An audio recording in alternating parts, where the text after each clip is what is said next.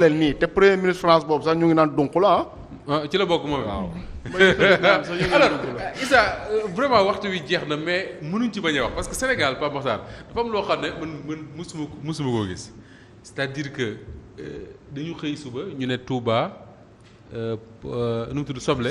ñetti téeméer la fay jar.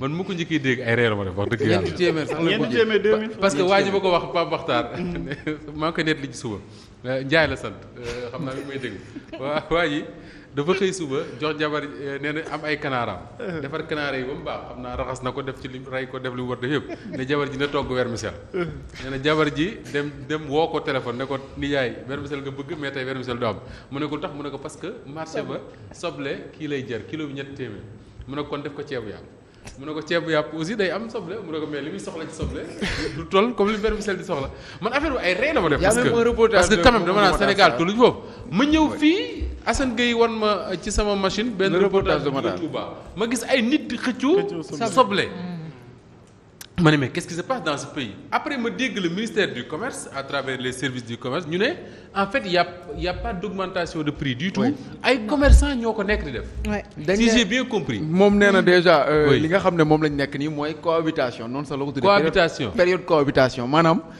bu ñu agsee ci période bii nii oignon bi nga xam ne mooy importé bi mooy bi soble mbay bi oignon local bi nekk sur le marché voilà soble mbay bi waaw day commencé di jeex léegi importé bi war a ñëw léegi nag ça. loolu nag mooy waral ba muy nekk période cohabitation bu ñu demee aussi ba décembre day nekkaat vice versa mooy bu boobaa importé bi mooy jeex ñu war a tijji bi nga xam ne mooy soble mbay bi loolu nag mooy nekk jafe-jafe yi nga xam ne moo ci am ñu dem créer une supposée tension cohabitation ministère du commerce non directeur intérieur du commerce muy Omar Diallo loolu du wut beneen mot voilà léegi leneen li nga xam ne Moustapha moo topp mooy soble si nga xam ne moom la ñu jàpp ni ki tey ca foofu la ca Mbacké Touba autant pour moi dañ ne ay stock la woon yu nga xam ne dañ ko faa denc xëy na pour profiter ci tension bi yokk prix yi ba mu àgg ci 2000 saako bi nga xam ne moo doon jël 7000 ñu yóbbu ko 50 000 francs CFA loolu nag di loo xam ne quand même 7000 ba 50 000 muy loo xam ne lu ñu bari di ñaaw la parce que bu fekkente ne soble bi nit ñi ngi doon wax naan dafa ñàkk ndekete yow am na ñoo xam ne dañ ko yore téeku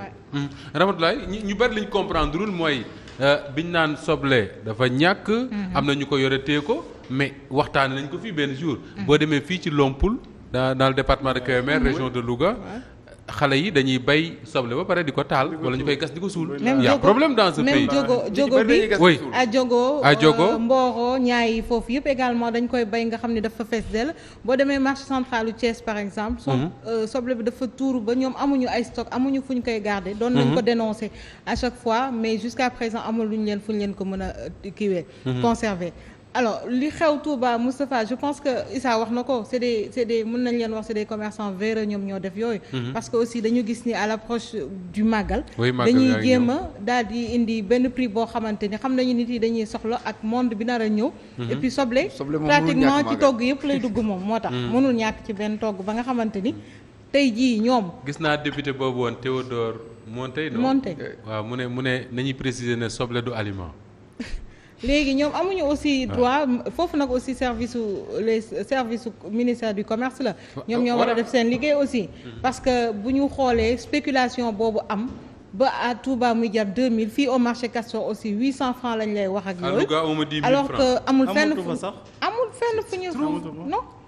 fu ñu waxee ni par exemple augmentation am na ci soble loolu il faut faute bi du kenn également lu ko jaayaat ko quand même bien vrai que ñu ngi ciy jàpp sax am na dañoo nungu lañ gisoon dem jaayiwaat ko à 600 francs d'accord am na ñu ngi ciy jàpp quand même ci yéen la ñuy terminer Mame Birame est-ce que ça pose pas de problème que soble bi nga xam ne yàggul dara ñu ngi ko doon waxtaane fii ñun suñu bopp envoyé nañu ay vidéo ay xale yu bay seen soble je dis ay xale mais même ay mag yu bay seen soble ba pare amuñu lu ko indi Dakar wala yóbbu ko Touba parce que mooy zone yëpp fi ñu koy jëndee dañuy obligé di ko gas di ko suul pour bañ mu nëb seeni loxo wala ñenn dañ koy lakk ñu dem ba naan xaw ma cohabitation xaw ma nu ñu ko tuddee soble di jar kilo ñeenti téeméer quand même waaw man de bi ma dégloo Oumar Diallo le directeur du commerce intérieur moom mu ngi doon wax naan ay Hollande moo xaw a tàng ak Hollande waaw moo tax mbayum soble bi doxul noonu moo tax importation bi am problème ici au Sénégal man pour man ça c'est un problème parce que bu ñu demee ba ne période bii nii Sénégal dañuy bay soble. période bële du ñu bay soble dañuy xaar soble bu jóge extérieur ñëw. mais pourquoi mënuñoo bay 12 mois sur 12 soble de sorte que. d'autant que. duñu bay soble dépendrul ci taw bi. waaw pourquoi duñ ko def xam nga administration Sénégal boo koy jàngat un peu da nga naan en quelque sorte dafa désarticulé maanaam dafa am question yoo xamante ni da nga fay fekk ay doublons. par exemple quand on te dit délégation nationale de la solidarité. ñu wax la ministère de la santé et de l'action sociale. mën nga gis cas yu bëri yu demee noonu nga gis tamit domaine yoo xamante ne nii état bi pratiquement du fa présent par exemple agriculture. ñëpp xam nañ ne commerce daf ci bokk. élevage ñëpp xam nañ ne commerce daf ci bokk man dem naa sax ba ne ministre de l'élevage période tabaski rek lay liggéey. te c'est pour faciliter le commerce. wala lan la du commerce lay faciliter. pour nit ñi jënd xar. waaw léegi bu ñu demee ba ministère de l'agriculture. bu ñu demee ba ministère de l'agriculture. léegi ñoom production la ñuy lijjanti. mais écoulement bi seen yoon nekku ci. manque de coordination boobu moo waral tey janvier. waaw dëkk Lompul bi nga wax noonu. di suul seeni soble. ñu dem ba août. à Touba doo fa gis pepp soble parce que amul en vérité biir ministère de l'agriculture aucune coordination commerciale boo xamante nii dina gunge les agriculteurs de la production au commerce. Oui, je vais dire peut-être une bêtise mais est-ce que sax am nañ droit ñi Ramatoulaye di tudde sànq des commerçants verts est-ce que sax am nañ droit di leen teg ay daan su fekkee ne ñoom commerçants yooyu ñoom ñoo débrouiller dem lijjanti soble ba ca Lompul wala ca dëkk bi nga wax saam Diogo et Mboro transporter ko ba Touba xam ne am na période boo xam ne nit ñi dinañ ko soxla moi j'ai fait un peu de commerce quand même ñu denc ko xaar ba nit ñi soxla ko ñu génne ko jaay peut-être prix yi c'est exagéré mais est-ce que le fait di leen teg ay daan sax du ak tooñ parce que état bi deful leen ci dara. mais bien sûr xam nga tey jii nii ñoom. bu ñu nee par exemple ceeb bi. mënuloo koo indee Sénégal. nga jaay ko n'importe quel prix. waaw c'est parce que ceeb ba muy ñëw.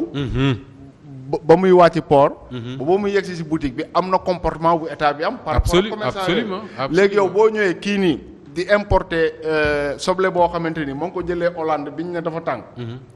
ñu ne production ba bëriwul foofu mais malgré ça mu dëbbal ba indi ko au Sénégal. état bi à aucun moment intervenir ci benn yoon mu indi ko ba garder ko parce que comme ni nga koy waxee noonu. loolu c'est pas oignon tout simplement c'est valable aussi ci yeneen produits. da ngay gis période boo xamante ni gerte day bari lool.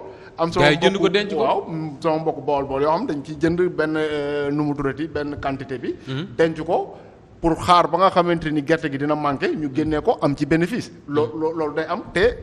wax naa ko ci gerte gi mun nga koo tudd ci acajou bi anacarde bi. ak yeneen i produits. ba ci ñebe sax dans tous les cas. xam nga dañu toog dernièrement gouvernement bi annoncé. que prix yëpp wàcce nañ leen. oui yàggul dara. waaw alors que bitig boo dem tey mburu mu ngi continuer di jar 175 suukar genn wàll liibar bi mu ngi continuer di jar 175. ceeb bi yokku na diwlin bi yokku na comment ça se fait. benn waaye nee na naa ko seetal Sénégal lu ñu fiy jëfandikoo te yokkul. ma ne parce que xam nga déjà nga toog nga ne homologué nga prix yi. maanaam prix yi nii amuloo droit nga jaay ko plus de ça mais bu boobaa day fekk yow commerçant bi importer produit yooyu am na foo ko taxaw am na foo ko gunge de sorte que. moom bu indee produit yooyu mais du ko jaay à perte. oui am na ñàkk taxaw bi état bi ñàkk taxaw commerçant yooyu la ba ñoom it ñu jàpp xëy na ne mën nañoo def lu leen neex. waaw mais Moustapha day firndeel li ñu waxoon sànq rek ci début émission bi que bu élection jotee dañuy bàyyi direction yi bàyyi ministère yi dem di politique.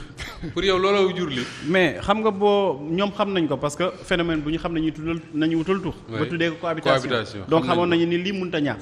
mais malheureusement nekkuñu woon ci direction yi nekkuñu woon ci ministère yi ba prévoir mbir bi maintenant. commerçant yi ministre bi moom ma nga woon Kër Massar di battre campagne. ñoom ñëpp ñu ngi doon campagne. commerçant yi nag am ñoo xamante ni dañu jël ay risques. parce que soble bi ñu jënd mënoon na yàq seen loxo. waaw ay risques la ñuy jël te kenn du leen ci fekk ça aussi il faut le dire. kenn du leen ci fekk bu yàq woon seen loxo kenn du leen ci fekk. surtout soble mbay bi sax nga xam ne dafa bëri. dafa gaaw a yàqu dafa gaaw a nëb. te benn soble bu yàqu yëpp a yàqu. lépp lay yóbbaale. ñoom ñu jël ay risques conserver ko di ko lijjanti ba affaire bi taxaw parce que ñoom xam nañu ni comme état bi day caaxaan. kër goo amul kilifa la dañuy def lu leen neex ñoom aussi ñu def lu leen neex réew bi daal sëñ bi Moustapha bu fi ay pont di jar ay autant de 10 milliards inondation di ko sonal. bu soble bu fi saako bi jaree 50 000 warul metti kenn. donc commerçant yi pour yow ñeenu ay commerçant véreux. non nañ leen sanctionné d'accord ji. gis nga on dirige par l'exemplarité bu nekkee président beeg ñi fi nekk ay opportunistes nañu. commerçant yi aussi nekk ay opportunistes xool aussi ñoom nan nañuy def ba yóbbu seen njaboot sàcc ñu de. sàcc ñu alalu kenn. mais dañuy jaay liñ def soriwul sàcc nag. xam nga jaay ak jënd. da ngay ñëw jaay mu jënd. ngeen waxaale boo amee nga jënd boo amul nga toog. te ñoom créé wuñu li nga xamante ni moom mooy manquement. ñoom créé wuñ pénurie bi de. créé wuñu ko buñ ko créé woon sax mën nañu wax waxu fekk. mais comme ñoom dañu xam ni situation bii dafay taxaw. dina ñëw ñu nekk ay situationniste. man bu ma ko yëgoon ma dem jënd ci soble. mais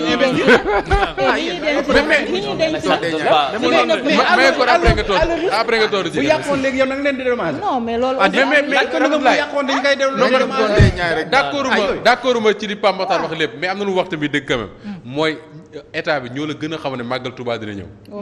comme ni ko commerçant yi xamee. donc ni commerçant yi préparé woo ba jël soble denc ko ba